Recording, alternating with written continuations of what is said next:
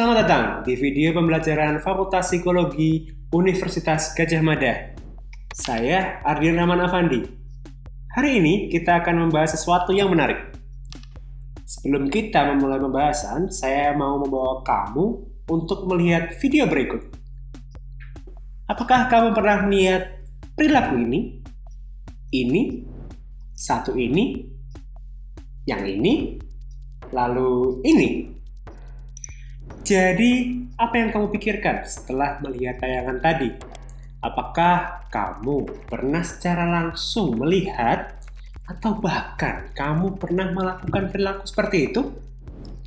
Nah, cuplikan yang kamu tonton tadi itu merupakan bentuk-bentuk dari perilaku menyimpang di tempat kerja atau dikenal sebagai workplace deviant behavior. Lalu, apa sebenarnya workplace deviant behavior itu? Rebecca Bennett, profesor dari UCF, University of Central Florida, dan Sandra Robinson, profesor dari UBC, University of British Columbia, menjelaskan bahwa workplace deviant behavior adalah segala perilaku yang dilakukan dengan sengaja yang secara signifikan melanggar norma-norma atau nilai-nilai organisasi dan pada akhirnya dapat mengancam kinerja individu lain, kinerja kelompok, kinerja organisasi, atau bahkan bisa mengancam ketiganya. Tidak hanya sampai di situ, Bennett dan Robinson juga menjelaskan bahwa workplace deviant behavior itu dibagi menjadi dua dimensi. Yang pertama, organisasional, dan yang kedua, interpersonal. Lalu masing-masing dari dimensi itu terbagi lagi menjadi dua tipe.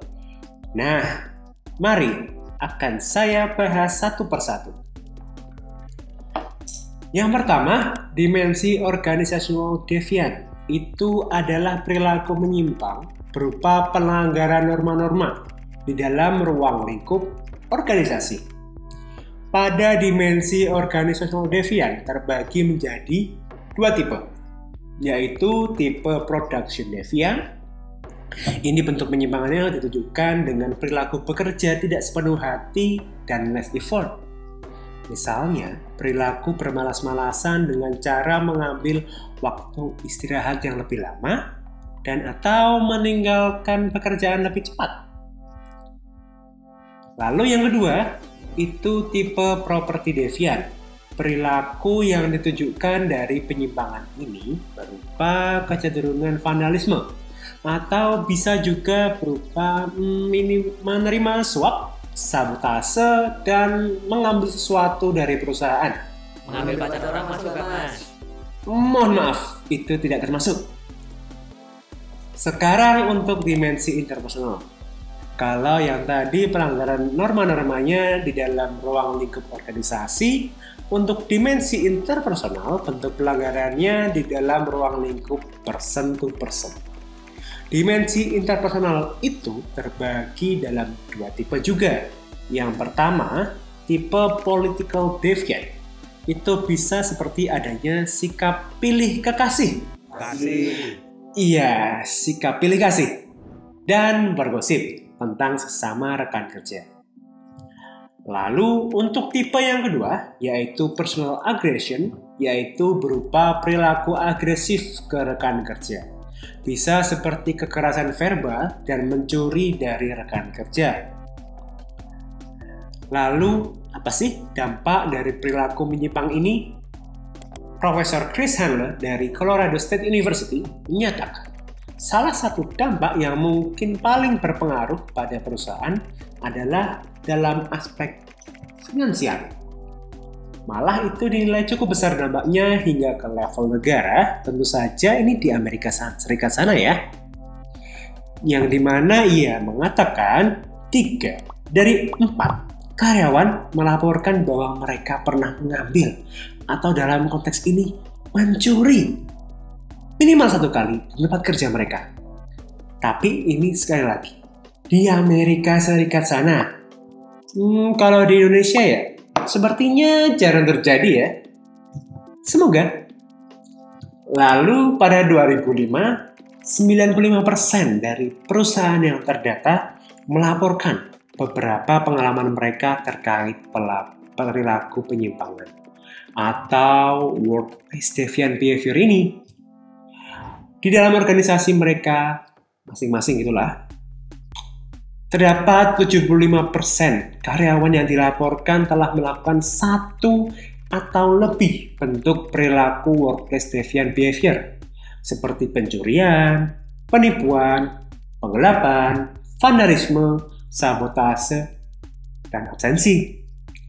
Pada kasus pencurian sendiri, diperkirakan total kerugian dalam setahun itu mencapai 50 miliar US dollar. Atau setara dengan, pokoknya banyak banget nih kalau dirupiahin ya. Selain dampaknya yang menyerang perusahaan secara finansial, para korban workplace deviant behavior, korban ya, bukan pelaku, mereka ini yang menjadi sasaran karyawan yang menyimpang. Cenderung akan menderita masalah yang berhubungan dengan stres, menunjukkan produktivitas yang relatif menurun, menyia-nyiakan waktu kerja, dan intensi turnover yang relatif tinggi. Tentu saja, sangatlah penting bagi organisasi untuk memastikan karyawan mematuhi norma, prosedur, dan kebijakan organisasi.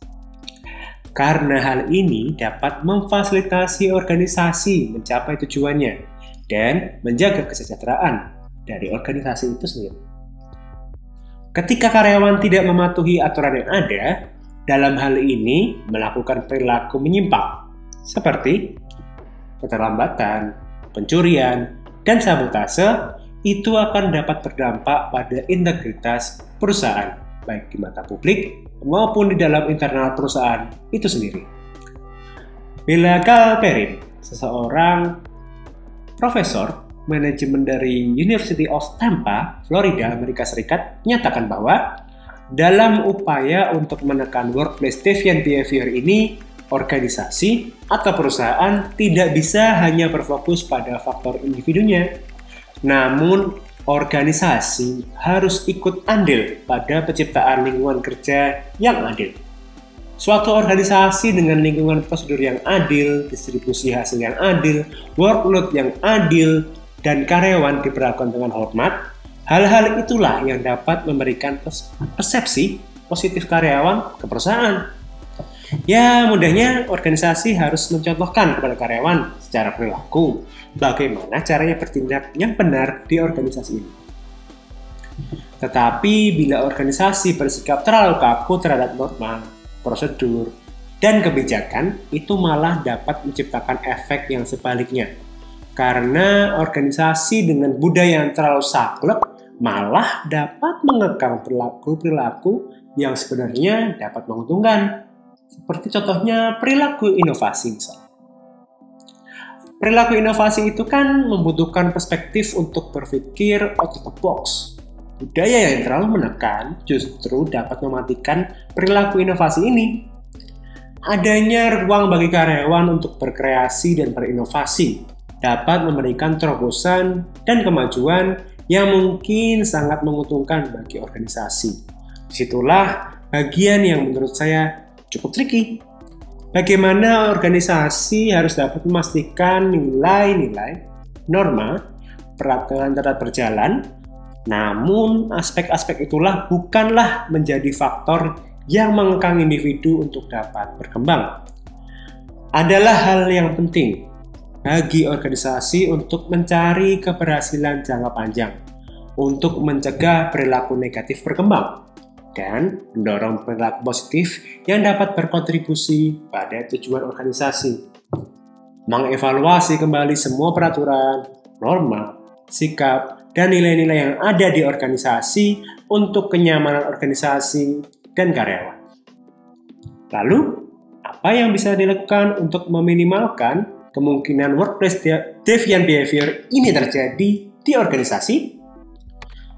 Profesor Stephen Applebaum dari John Molson School of Business, Montreal, Kanada, mengatakan untuk mencegah terjadinya workplace deviant behavior, organisasi harus mau beradaptasi. Dengan merancang suatu nilai-nilai inti atau biasa disebut dengan core values yang berlandaskan etika. Core values yang sudah disesuaikan ini kemudian diamplifikasi ke seluruh karyawan dari level atas hingga level bawah. Karena untuk mengatasi workplace deviant behavior ini, seluruh karyawan perlu untuk mengadopsi mindset yang diterapkan oleh perusahaan. Sangatlah penting bagi manajemen level atas untuk bisa aktif berpartisipasi dalam mempromosikan, menunjukkan, dan memelihara core values yang baru ini kepada bawahan agar terimplementasi dengan baik. Jadi ya, itu yang pertama, merancang dan menginternalisasi core value yang berlandaskan etika. Yang kedua, melakukan pendekatan dengan cara melompokkan para karyawan yang memiliki nilai-nilai, pandangan, dan budaya yang sama menjadi satu kelompok. Karena dengan mengetahui perbedaan dari nilai-nilai yang ada di karyawan, organisasi dapat memberikan treatment yang sesuai, sehingga karyawan yang bersangkutan dapat diarahkan oleh organisasi untuk mencapai tujuan bersama. Tapi jujur saja, ini diakui sebagai cara yang kurang efektif. Yang ketiga, tindakan preventif yang bisa dilakukan organisasi untuk workplace deviant behavior ini adalah dengan selalu melakukan background checking atau pemeriksaan latar belakang secara mendalam saat perekrutan. Dan sepertinya modern ini, hal tersebut sudah sering dilakukan oleh rekruter karena informasi kita pun bisa diakses secara langsung melalui internet. Baiklah, hari ini kamu sudah belajar tentang apa itu workplace deviant behavior, apa saja jenisnya, apa dampaknya, dan solusi bagaimana cara mengatasinya. Demikianlah pembahasan pada video kali ini. Thanks for watching, jangan lupa menonton video pembelajaran lainnya. Saya Ardian Rahman Afandi, sampai jumpa di video selanjutnya. Terima kasih.